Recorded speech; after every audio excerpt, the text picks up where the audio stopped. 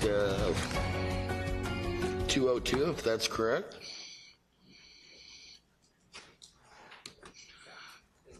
Mr. Manis, would you lead us in the Pledge of Allegiance, sir?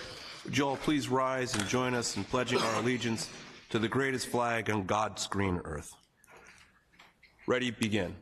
I pledge allegiance to the flag of the United States of America and to the republic for which it stands, one nation, under God, indivisible, with liberty and justice for all.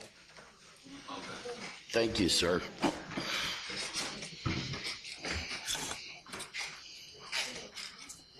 When you get burned out on politics, you can become a radio broadcaster with that voice.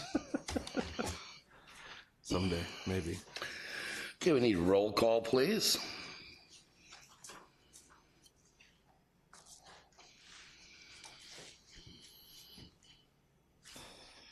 You guys can vote on your Check in, screens. please. Oh, we can. On your screen in front of you, Excuse me.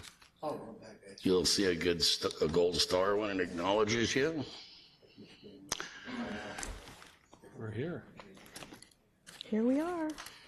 We're here. Okay. All right, at this time, do we have any public comments? I have none. Okay, fantastic.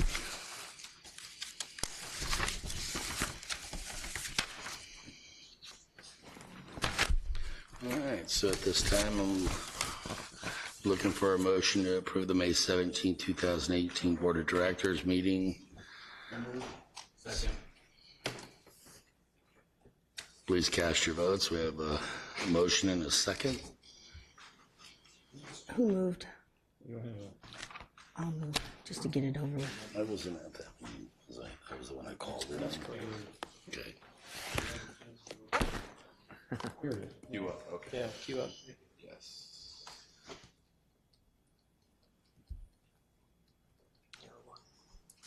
That's 7-1. I abstained because I called into that meeting. Forward, pull it clear out of the plug and all. Okay, and we're gonna add this one. It's just 6G. It's just consensus. Okay, so has everybody had the opportunity to read the consent calendar? Looking for a motion, and that's from 6A to 6G. Please cast your votes.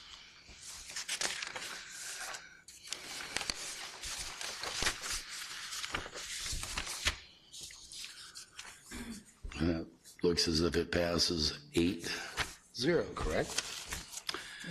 Okay, Stevens Kangaroo Rat recovery efforts. Princess Hester, you are on deck. Good afternoon.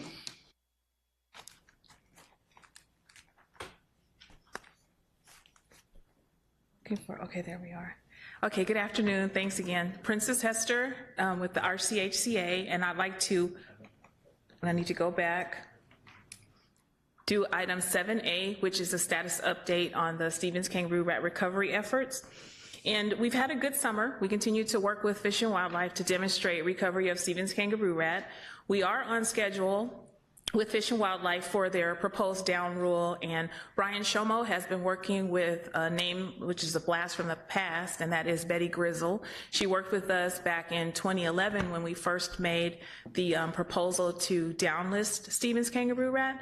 Also, Gail Barton had worked on that part of the process, and so now Betty and Brian have gotten together a lot of the monitoring data that we had prepared, and she is working on developing the work plan for potential downlisting of Stevens Kangaroo Rat. And we are on schedule for 2020.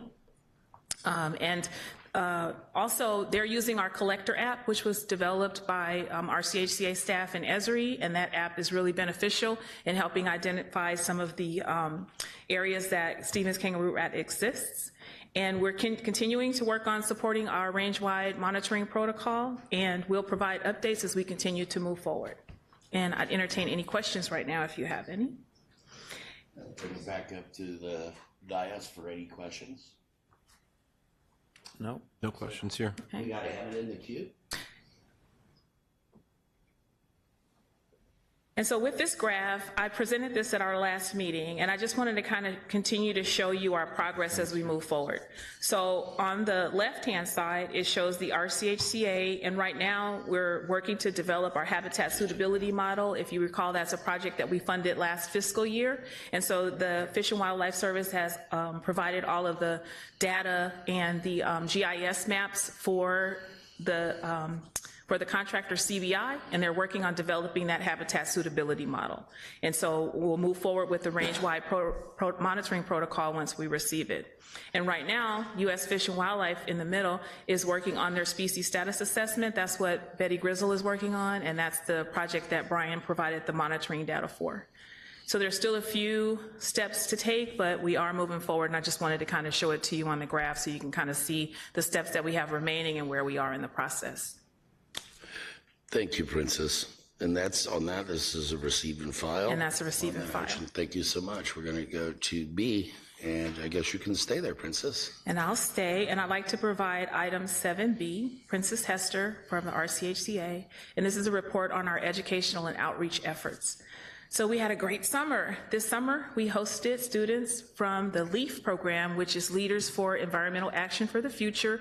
They're with the Nature Conservancy. They're a group of high school seniors, they're rising seniors, and they came down and they worked with us for a week here. We did an invasive plant species removal project at Sycamore Canyon, and they worked hard. It was probably one of the hottest days of the year that we were out there. But this group of young women was very diligent, and they did a great job. They were very proud of the bags that they had out there, and they also wanted me to thank Councilmember Gardner because they had the sprinklers going. So after we did all of the work, we all just ran under the sprinklers. It was a pretty cool day. It was like the highlight of the day. And they also did some really cool learning and experimental science projects. They worked out at Lake Matthews. They helped with one of the survey projects that they're working on out there.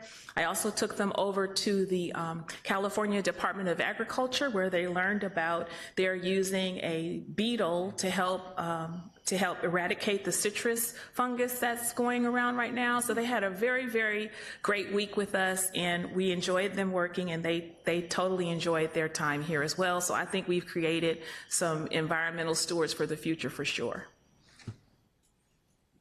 Princess, who are all engaged in helping set that program up? Oh, wow. It's our entire educational outreach at SMER. It's our environmental educational collaborative. It's the internship program at San Jacinto.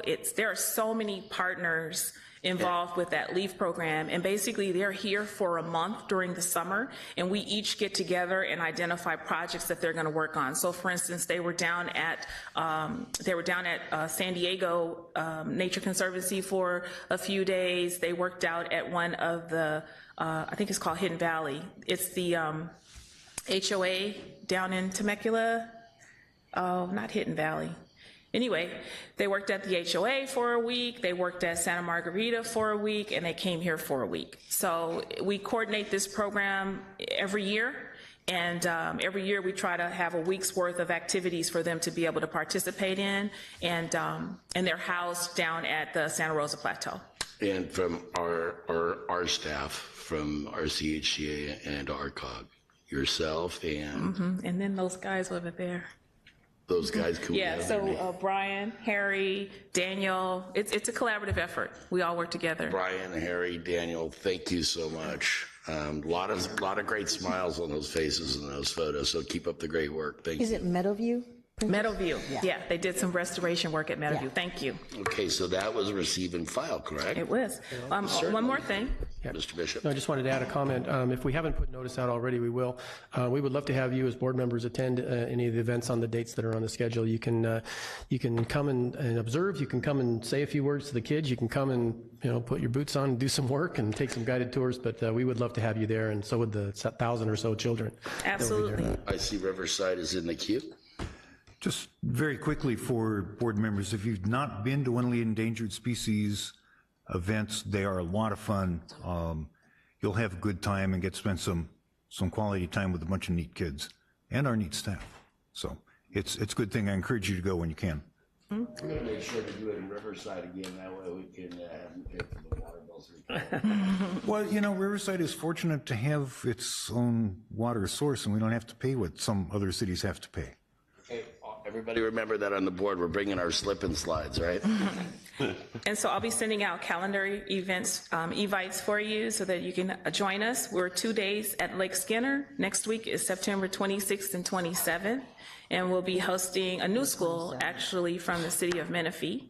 And in October, we're 3 days at Sycamore Highland Park. We have a charter school, and we have an additional new school that'll also be with us at Sycamore Highland, and we'll be there for 3 days. But I'll make sure to get you the calendar evite. And this year, we hope to host approximately 1,000 students.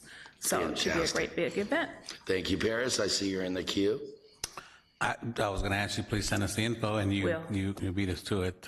Did we get any schools from the Paris area? I didn't, but I did get an inquiry from one of the schools. Oh, no, I do have Paris. I have Good Hope. Good Hope is coming. It's our unincorporated, Wednesday, but that's yeah. still good. Still Paris Unified. That's Very right. Good Hope will be there on Wednesday at Sycamore Canyon, so you don't have to come all the way Yeah, down to so Skinner and this time. piggybacking on Member Gardner, they are great events. My first one I went to was Lake Skinner. I had no idea how far that was from Paris. That was a drive. Okay. So I'm looking forward to going to Sycamore. We'll be at Sycamore, and we'll have Good Hope there, absolutely. 43 minutes. Okay, again, that was for receive and Thank you, file. and that's Now receive we're and on file.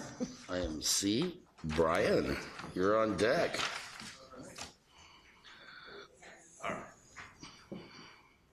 Good afternoon.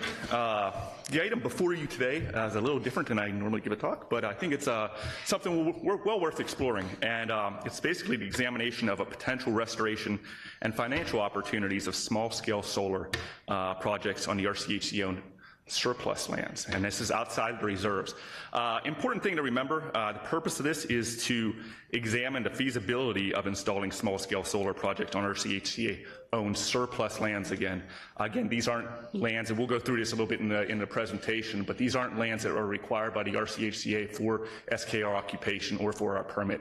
And we'll get into that in a little further detail, but when a lot of us hear solar and restoration, it's kind of this, conflicting thing. And be honest, I approach this as a skeptic. But after I've seen what they did at SMER and what is the potential available there, I really started coming around to it. And if done correctly, I do see there's a possibility of really doing something wonderful. So let's go on and keep an open mind, and we'll see at the end if you authorize staff to explore this a little further. All right. So we have, many of you might not realize, but we own about 8 parcels of land in western Riverside County. And you'll see those as the red squares there. And basically what these lands were originally bought for was to be resold or leased to provide revenue to buy up more lands that were occupied by Stevens Kangaroo Rat. These lands were acquired back in the 90s. When we really didn't know or have any idea where Stevens Kangaroo Rat habitat or occupation was. So we were just buying up land, and then the idea was when we found it, we could always sell this and add the revenue to the pot for management or other acquisition. So those are the 8 candidate-type parcels that were out there. We zeroed in on, with talking to some of the SMER folks and this and that, we zeroed in on these 2 parcels outside of San Jacinto in the Lakeview Nuevo area. And right along the San Jacinto River there, they're former ag lands. The interesting thing about these, they're about 68 acres in size, but there's utility easements already through the property. So there's distribution lines already there. So you could probably tap into them. So we want to focus on these 2 particular areas. The other candidate parcels have a lot of sage scrub or chaparral. They're on hills and whatnot. So these ones were kind of narrowed down, and we'd like to focus on these going forward if this is approved. So what are we doing here? We're basically looking at putting small-scale solar, and this solar initiative research project is basically, it's an innovative research project, and it evaluates and improves on methods and best practices for installing solar projects. And so it really kind of takes a look at it from an ecological perspective and not just from a solar energy generating perspective. And so what are the long-term ecological costs and benefits of renewable energy? Are there designs that allow for habitat compatibility? When we think of solar projects, sometimes you go out towards Vegas and you see that big one out there and it's just denuded and flattened, and Are there ways to design these solar projects that allow for habitat under there and long-term habitat restoration? Is it also a tool that we can remove invasive species, tumbleweeds, stink net, that kind of thing? Disaster mitigation, municipal cost savings, and you'll see that a little bit further in the presentation, but there's tremendous cost savings to some of the municipalities. Is there funding then available by producing this energy there? Some of the funding could possibly go to research, education, and other conservation programs. And then the real interest to a lot of the municipalities is taking that cost savings and that additional revenues available to you and bonding with it and using that money then to pay or leverage to get more bond money. And we'll take a look at that a little further on here. So what are we looking at? This is what the land looks like. This is our 2 parcels out in San Jacinto. Former ag land, I believe it was sod that they were farming out here.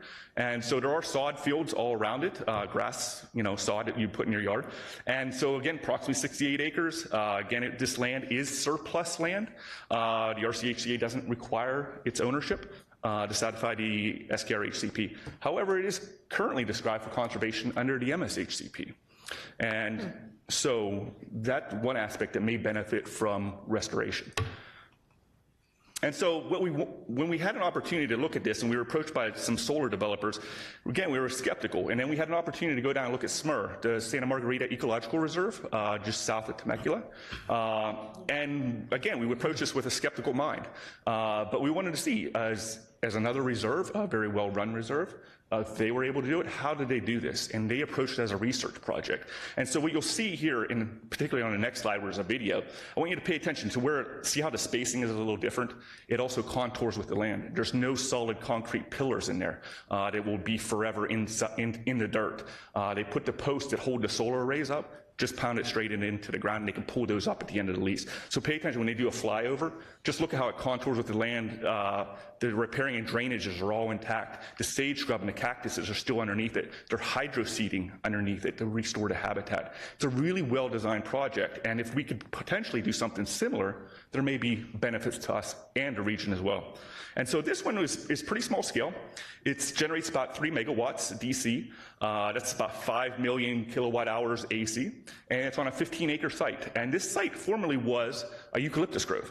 And so, it was actually planted for biofuel, believe it or not. So they had this not a citrus grove, but a eucalyptus grove in there. And the eucalyptus grove was a fire hazard. It was invasive. And so how do you get rid of it? How do you pay for something like that? And by putting this here, they were able to get rid of it. They were able to restore the habitat underneath it and potentially generate money for the reserve, as you'll see going forward. But they did it in a neat way. They did it as research. So it's not a consistent design throughout. And they have hypotheses that they're testing. Does this work? Does this not work? And so they are able to adaptively manage it in the future. And so here's a particular video. It's about 2 minutes. So you'll see the different spacing. You'll see gaps in the rows itself, and that's because there's a particular type of bush or habitat there. See how it contours with the land? It doesn't just flatten out the site. It follows the land perfectly. The riparian area through the middle there is still intact, still functions.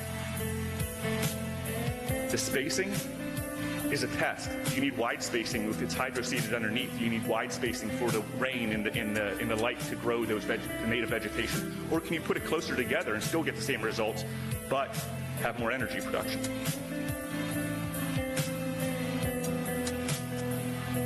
The runoff is all, when they clean it, they do it strategically and in portions, so they don't all clean them all at once. It's done twice a year. So you don't get a lot of runoff or water from the site.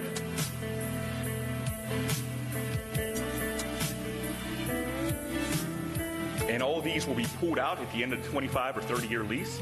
It's all pulled out and removed, and then there's a long-term restoration plan associated with this, where this will all be restored to habitat. And again, some of the problems we see with these solar sites is that there's huge pillars of concrete 6-8 feet into the ground to support these things. Well, they have developed a way to basically put those into the ground just with a 4x4 I-beam of steel. And so those things will be pulled straight up out of the ground. There's very little ground disturbance at the end of this. And so, next slide. The one thing that is required is kind of off-taker participation, from what I understand. And this is where we'd have to explore it a little bit further. I'm not quite certain how this all works, but here's my take on it. RCHCA isn't going to use a lot of the energy. We just don't have the facilities to use a lot of the energy. And so that energy is available to other people or other entities. And municipalities are a great off-taker option. And so basically a municipality could get that savings and assign it to one of their meters, maybe a library or a city hall or something like that, and get the cost credit available to them. And so it's a multi-year agreement to purchase the power from this system if it generate electricity, and it generates, again, bill credits, which would be a cost savings to that municipality. And what are the projected benefits of this? Well, there's no cost to the landowner or the off-taker. And from what I understand, it's basically saying they get the power for they can produce this whole facility and produce power at, say, 80 cents. They sell it to the municipalities at 90 cents. Edison is selling it to you currently for, say, $1. So you get a 10-cent savings. They make their money on the bottom end because they're producing it cheaper. And so you get the savings on the top end, more or less. So that's how it's kind of, in my mind, how it works. The other benefits are demonstrating leadership in regional energy and conservation programs. Recently, as you probably already realized, California is trying to become carbon neutral, lower the greenhouse gases and whatnot. So we have to start looking at different ways to produce our energy, and this might be one of them. And we have to start believing that there's a compromise, that not everything is either habitat or energy. Maybe there's areas where it can be compatible. And so can we restore degraded landscapes? Can solar be used as a tool? And that's the hard thing for a lot of folks to get over in their mind, including myself. Potential funding source for RCHCA land management and monitoring of conserved lands. This power generation not only saves the municipalities, the off-takers, but there's also additional revenue that would come into this agency, which we would then use on our land to conserve Stevens kangaroo rat and other species. So we'll get into exactly how much in a slide or two. So this is what it would look like. This is what aerial image right now, San Jacinto, old aerial imagery, mind you. It's pretty disturbed. A lot of, I shouldn't say a lot, but there is illegal dumping, there's off-roading, there's tumbleweeds, and not much else. If you put solar panels back to back and cover the whole thing, which we wouldn't do probably, but to give you a maximum idea of how much power you could produce, you're talking about almost 12 megawatts of DC and 25 million AC kilowatt hours. And so it's quite a bit bigger, obviously, than the SMR thing. But again, we would probably not, we would increase the spacing and do it as a research experiment, and also want to restore underneath there. So we'd probably lean probably a lot lower than that, but to give you an idea. So the preliminary assessment, depending on the final design, the annual contribution to this agency would be between $120,000 and $180,000. And for our $1.2 million budget, that's a considerable amount of revenue. The benefit it costs to the municipalities, the partner jurisdictions, about $35,000 to $50,000 per megawatt. So that's $400,000 to $600,000 annually for the off-takers, which again could be used to fund bond payments and whatnot. So there's potentially more there on the upside for the municipalities or the off-takers. And so what we're basically asking is to authorize staff to use their time to examine the feasibility of small-scale solar projects to generate revenues and restore degraded landscapes within, again, RCHCA-owned surplus lands. And so the action we're requesting you today is to authorize us to do that. That's it. If you have any questions, I'll be happy to answer what I can. I want to bring it back up to the dais for questions, like Elsnor's in the queue. Hey, Brian. So you talked a lot about the SMR project, and funny thing is you have two board members from the JPA that made that happen here between Marianne and myself, and I happen to be the chair for that. Oh, no, we're good. We're good. It's a slam dunk. It's definitely something that we should be doing. It makes good environmental sense and good economic sense. It's a win-win. And when you add the component of the research and the essentially restoration of that grove, that was another win. So it was win-win-win-win-win. It was just a phenomenal project. So really happy that Temecula actually brought us into it. And it was a fairly small project. We may be the municipal. We may be able to go ahead and find ways to go ahead and get engaged with that again, and we might be the source for that, and or maybe going ahead and looking at other cities who may want to join. Point is that it's a phenomenal idea. I'm glad you guys are approaching that, and I support it. Great, awesome. District District 5, you're in the queue. Yeah, thank you. It looks like a very promising program. Just one thing I'd like to request or suggest. In the parcel that's in the Nuevo Lakeview area, that's right along the river. I know the property really well. I know the area really well. We have a very active municipal advisory council out there. Before we do anything, just go by there and show it to them. Make sure you don't have a problem. And you'll have 500 people in here saying you can't do that. Absolutely. Okay. We definitely want to involve in community support. Okay. Okay, Riverside, you're in the queue. Thank you. Brian, I think it's a really good idea. The numbers seem awfully high to me in my experience. $1 a kilowatt hour is a lot of money. No, it went. I'm sorry, that was just an example when I said 80, 90, Okay. 100. Yeah, I should have prefaced that with saying. That makes me feel much better. because Right, if you- I was just trying to use easy numbers. If the numbers you were showing us were based on that, I don't think they're going to happen. So, no, as long as you're comfortable with the numbers, and the board is comfortable with the dollar spread, I think it's a great idea. The numbers in the presentation were actual numbers calculated on the current rates and whatnot. The numbers I gave you as an example, it just helps me think about it. It's if you were buying a cell phone card for, a phone card for, I'm selling it to you for $80 or $90. I bought it for $80, and then you get a $100 gift No, card. I understand. If you want to like that.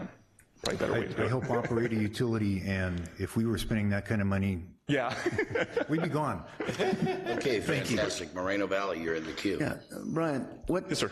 what's the lead time? Once this gets approved, you got to go out to contract or bids on this. What's the lead time we're looking at? We're hoping, if you authorize us to explore this, we're hoping to bring you back a more formalized engineer-type proposal at the next board meeting, if not the one thereafter in February.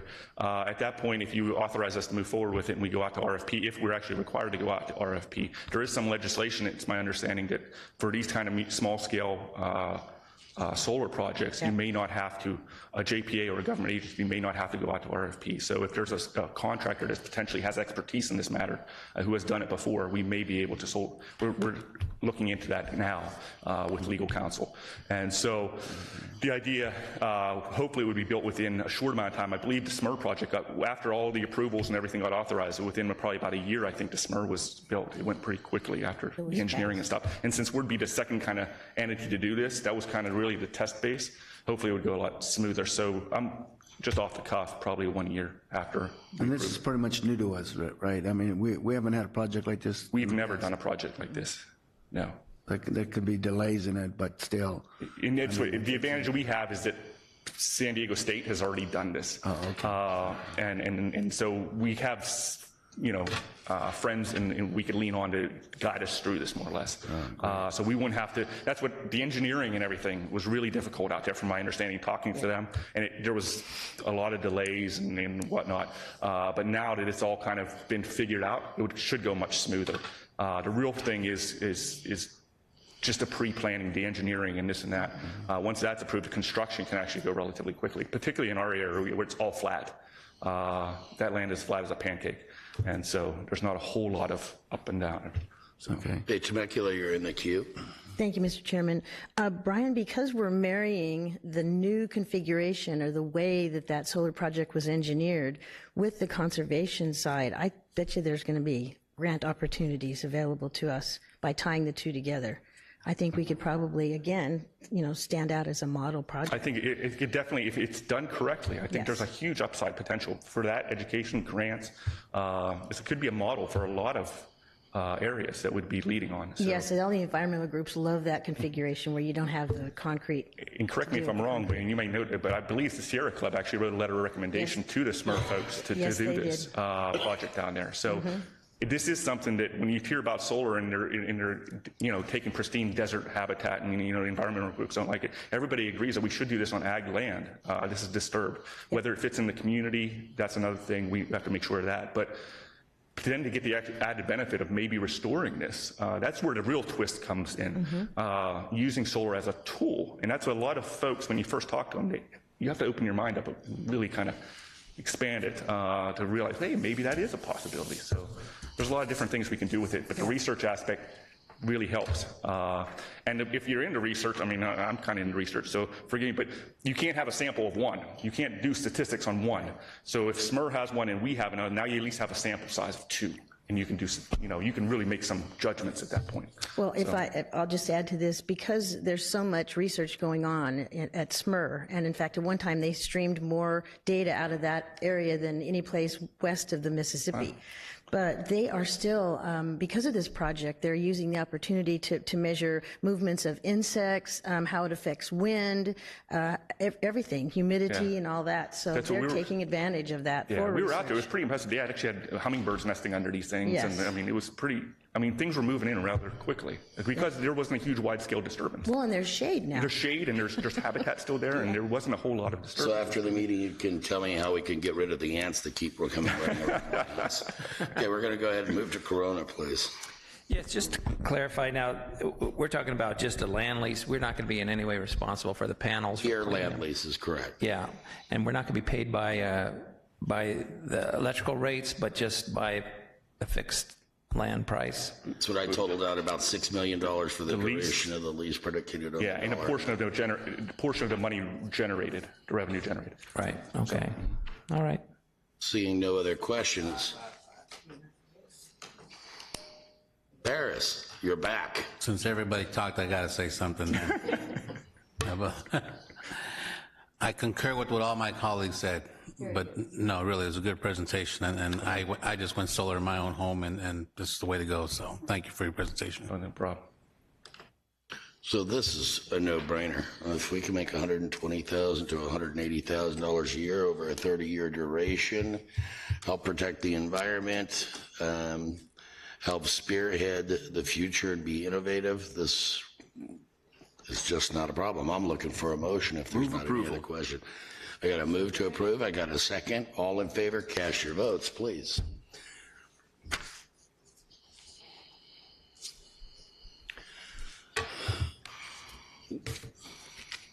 Well done to staff. Item D, Mr. Sandoval. You're on deck, sir. Temecula, can you cast your vote? That passes 8-0. The mover and the second on that was inaccurate. Mover was Lake Elsinore, and the second was Temecula. Temecula, yeah. All right, let's go. All right, good afternoon. My name is Harry Sandoval. I'm the Senior Ecological Resource Specialist with RCHCA. Going to be talking about monitoring efforts today, actually some actions that we were taking to help our monitoring. In particular, I know Brian presented this in the past, we've been thinking about stinknet or globe chamomile, the other more common name for it. It's become an invasive species that we're concerned about. We don't know exactly the effects that it will have directly on SKR, but it is something that we are considering and taking seriously. And one of the aspects that we've been contemplating is how we're going to try to eradicate or control the populations before it spreads out into our reserves and possibly affect SKR. So what we've been doing recently is, we also talked about this in the past as well, as we've been using or contemplating ways of monitoring and locating this particular species. And we've been using small unmanned aerial vehicles, commonly known as drones.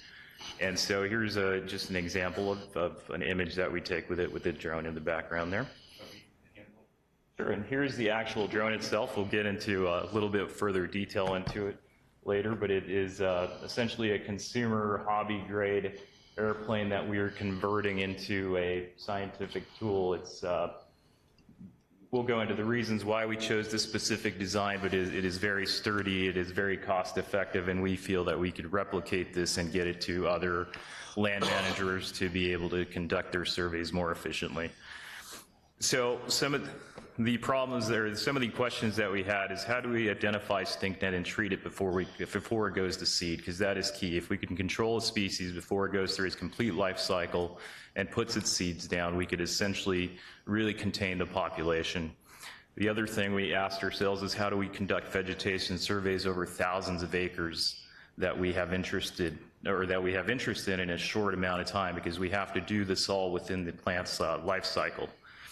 And we also contemplated cost. We know we don't have an unlimited budget or very limited to go out and do the research and then try to control our populations of invasive species before we get into some really big problems.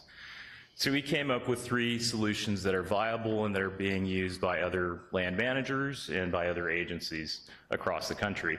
One of them is the small unmanned aerial vehicle. It's low in cost. It can be low in cost, although there is some that are quite sophisticated and very expensive.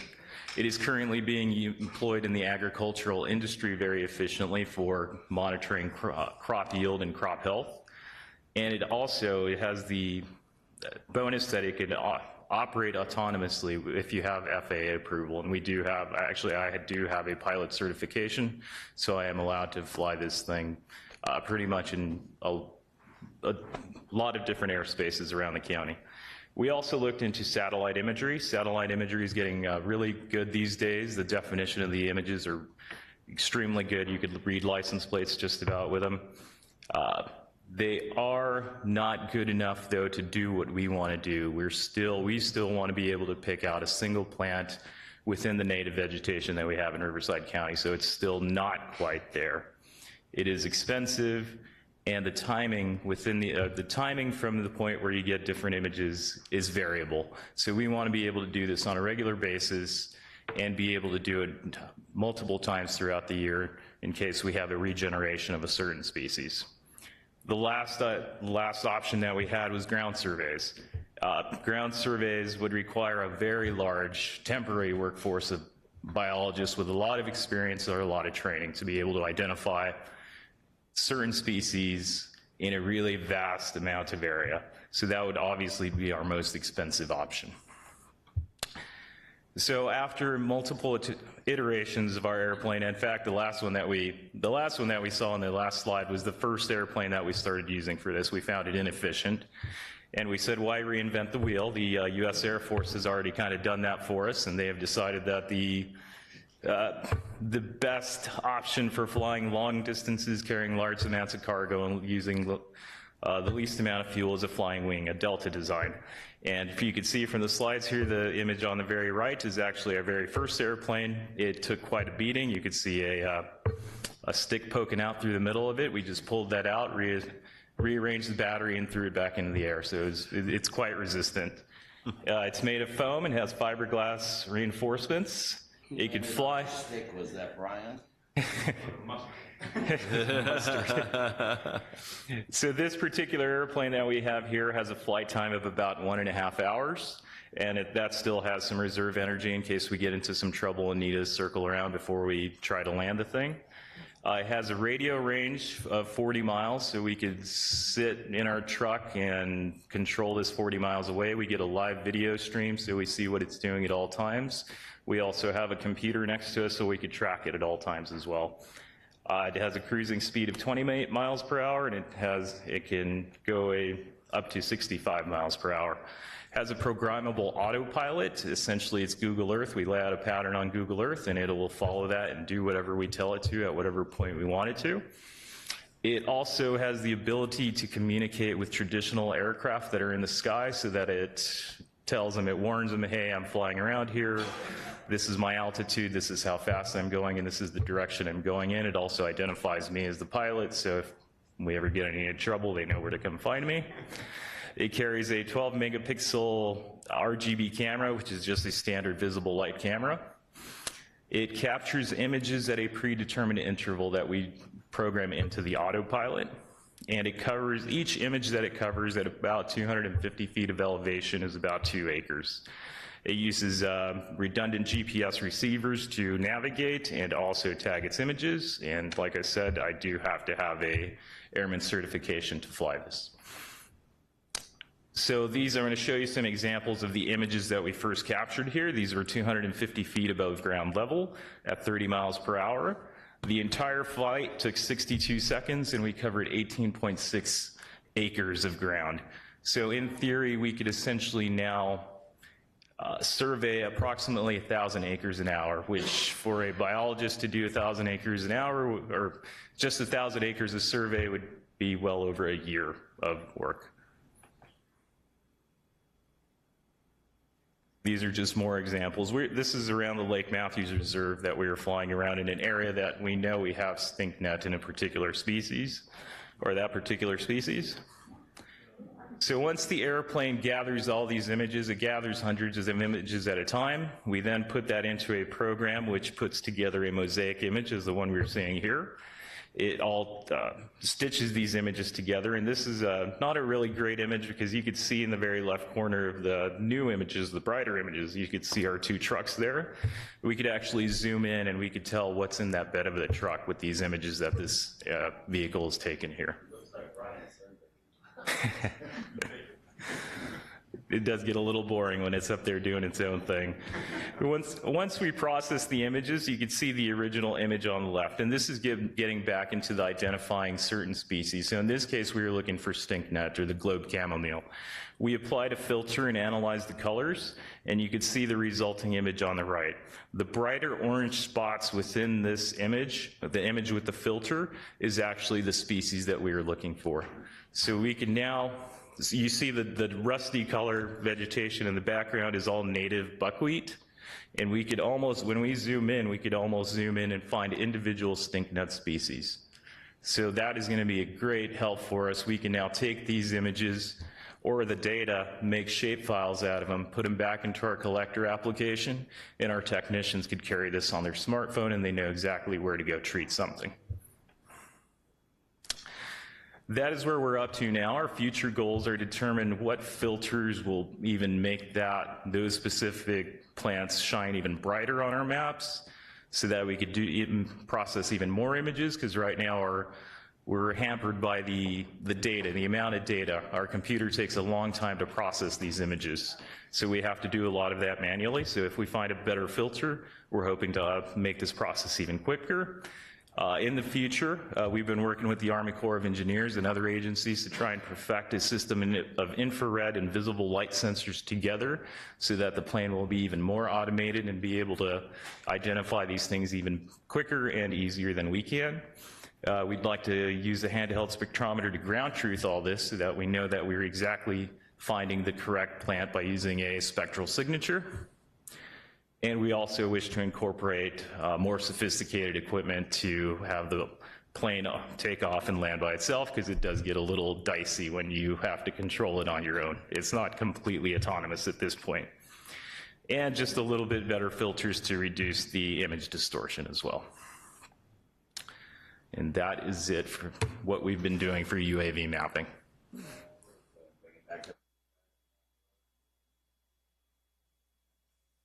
You can program this spectrally to find any kind of plant. Yes, at this point, we're just trying to find the correct filters. Right. If we know what particular color pops or makes that plant pop, we could find essentially any species. That's amazing. And so once I'm asking because I bought my husband a drone, and he's afraid to fly it because he's afraid he will crash it. Yes. So my question is, fully equipped with everything you have, how much did we spend on that? This particular model was about $700 altogether. Wow. And it holds up in the wind? I mean, it does. We have strong winds. It's funny. I personally can't fly it in the wind. I can. It's extremely difficult to control. When the autopilot takes over, it has absolutely no problem whatsoever flying in wind and bad weather. I'm really impressed. So, let's see no one else in the queue, so just chime in. Astonishing. Great work. This is amazing. I can just only anticipate the millions of dollars, management dollars over decades to come that this is going to save. The curiosity. Well, one, I'm kind of bummed that this is just a receive and file and that we're not making a motion to go, let's buy more of these so that we can take the credit for it down the road. But also, as we get better with controlling seeding with herbicides and pesticides, that they already have drones that are doing applications on this now where they'll be able to go and do smaller applications over areas where we might be able to control them. Right. So I think that's something in the future that will also be a substantial savings. Yes. I think this is a fantastic way to use technology. I think this is one of the reasons I was so supportive on rolling SKR over into the COG, because we're looking for new and innovative ways to manage our programs. So thank you for all the great work. On that, we're going to receive and file, and then we're going to turn it over to Mr. Bishop, sir. Thank you, Mr. Chair. And, kind of along that note, I just wanted to say this is really an exciting time to be, associated with RCHCA, and really appreciate the commitment that you all provide as board members. I was just kind of thinking during the course of the presentations, if you think back just in the last year alone, we're making great strides in downlisting the species. We're moving toward, trying to find some opportunities for public access. That's going a little slower than we'd like, but we're really working on that because we know it's really important. And then just today, you heard revenue generating opportunities, just kind of queuing off the great work that Temecula and Lake Elsinore have done with the small scale solar and the restoration experimentation opportunities that go with that.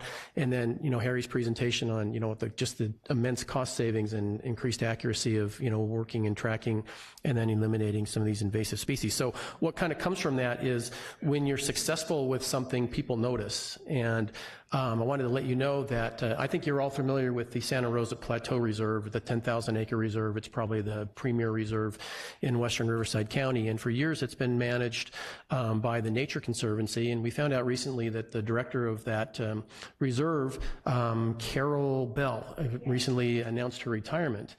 And so the Nature Conservancy put out an RFP to get inquiries and bids on managing the reserve, and they did not like any of the proposals that they received. So knowing the reputation that RCHCA has, they approached Brian and asked if we would be interested in managing that reserve.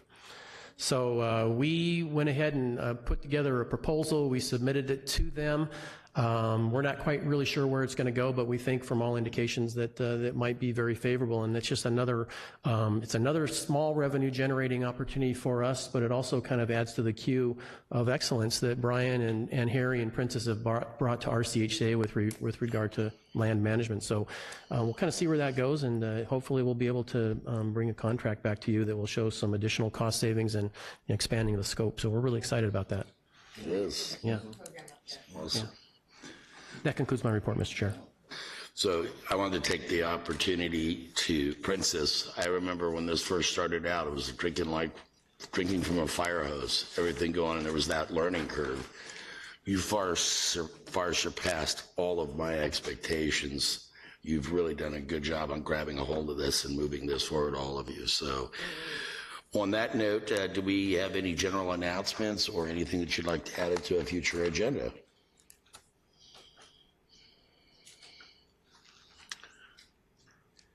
That Paris I see pushing his button over there. Thank you, Mr. Chair. It's more like announcements. Early on when I came on the commission, there was some talks about a field trip in the evening. Can we still look at doing that for those who are interested? Yeah, That's so, me to me.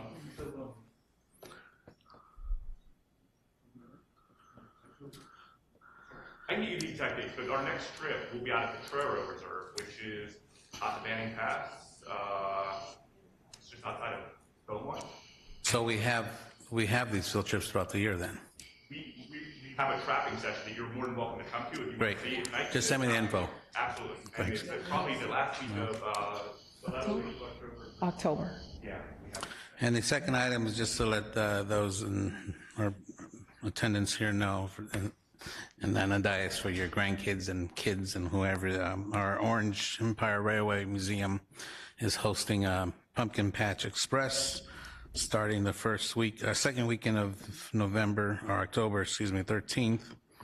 So it'll be the 13th, 14th, 20th, 21st, 27th, 28th. There'll be trolley rides, kids crafts, hay maze, coloring stations, temporary tattoos, petting zoos, you name it. And they'll also get a pumpkin. They'll be able to paint it and take it home. So just something to think about if you need to go to a cool pumpkin patch.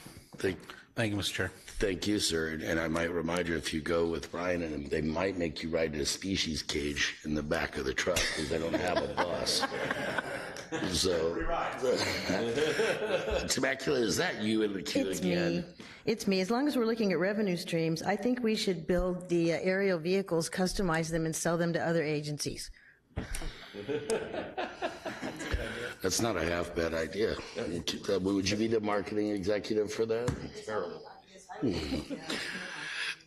Last but not least, just really quick for suggestion for agenda, I had spoke with Princess on this when we had our phone call in regard to wildlife fire and mitigation plan.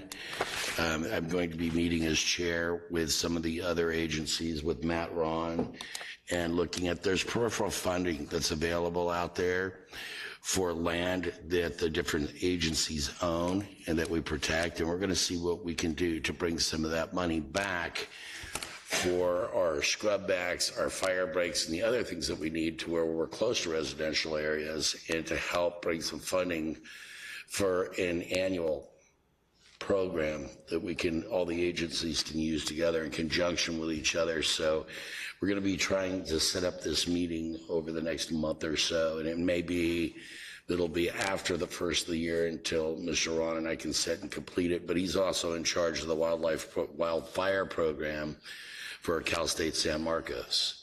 So it's something I think we'll bring back just for discussion and see about getting your input and staff's input at that time if there's no issue, if we have consensus on that.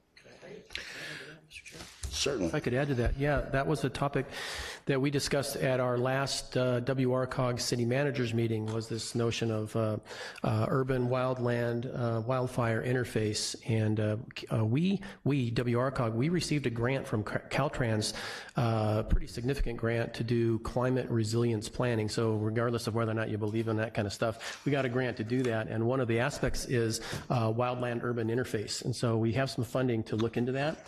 And we're also interested in working with you and any others. One of the things that came to mind was perhaps we could put together a booklet of best practices that exist throughout the state. And then also perhaps we're looking into holding a half-day workshop or seminar where we can bring in leaders from throughout the state and they can talk about their experience. Well, absolutely. And that was the whole thing with Matt and I, when we discussed. I said, well, we had the incident off the 215 a couple weeks ago, and what we saw is we had open space that was rather close to residential, and there's some liability there even for an agency. So what we were looking at is trying to work. I worked very diligently with CAL FIRE and our fire department locally in one of the communities that I manage as the chairman for the HOA, and we have 800 homes in there. So we have our 100-foot perimeter around the property. We have the other things, and what we found was if you tried to do it once a year, it's almost insurmountable. You can never catch up. But if you have enough people do it and you're doing it on a regular basis, it becomes very easy to maintain. And amazingly enough, when you look at the Los Alamos area, where the RCA and MSHEP both with an enormous amount of land, those fire breaks were actually extraordinarily effective. So if we can get, right now it looks like we have national parks, we have Fish and Game, we have CAL FIRE, a multitude of agencies, but right now it's getting us all to the table and getting a mindset, like you said, and creating policy and protocol, because there is money out there, and there's absolutely no reason that we shouldn't get that money to help benefit the program. Brian, you had a question? Yeah, I mean, along similar lines, just some information. I know we're part of a fire safe council that's developing in the Cement Valley area. And so a lot of homeowners associations are getting together, forming a 501c3 so they can go out and fund too, can help do heat abatement around their communities, and also do afterwards getting funding for doing riparian mitigation where the landslide potential there, putting up some wattles and erosion control methods and stuff. And so if your communities and HOAs are involved with that, there is a program through CAL FIRE that helps private type entities develop a fire safe council, and which allows them to do specific planning towards their community and apply for funding through the state. Well, and that becomes where you have to be careful, where somebody has enough knowledge to be dangerous. It was like with us, it took us years to kind of understand what was expected of us, and we had multiple agencies that we were dealing with. And I manage a community that earns as much as most of our smaller cities in Riverside County. The problem was behind it was we didn't know we were only allowed in certain areas 30 feet. We weren't known that you can't put sprinkler or fire suppression in. So this is something where Rick is absolutely correct in that we need to have policies and people need to understand what their role is. It's very important because we can cause more damage than help. So on that, I was just looking for that consensus. I didn't mean to go any longer. Mr. Chair? Yes, ma'am. I have an announcement to make, if that's okay. Certainly. I'd like to introduce Edwin Ramirez, and we hired Edwin Ramirez part-time to work for the RCHCA. He's also working on WRCOG side. He's an accounting technician, and he's going to be helping us with our accounting Welcome, processes. sir. Glad to have you. On that note, any other questions? Not hearing any. We are adjourned. Thank you for attending today. Did you plan that?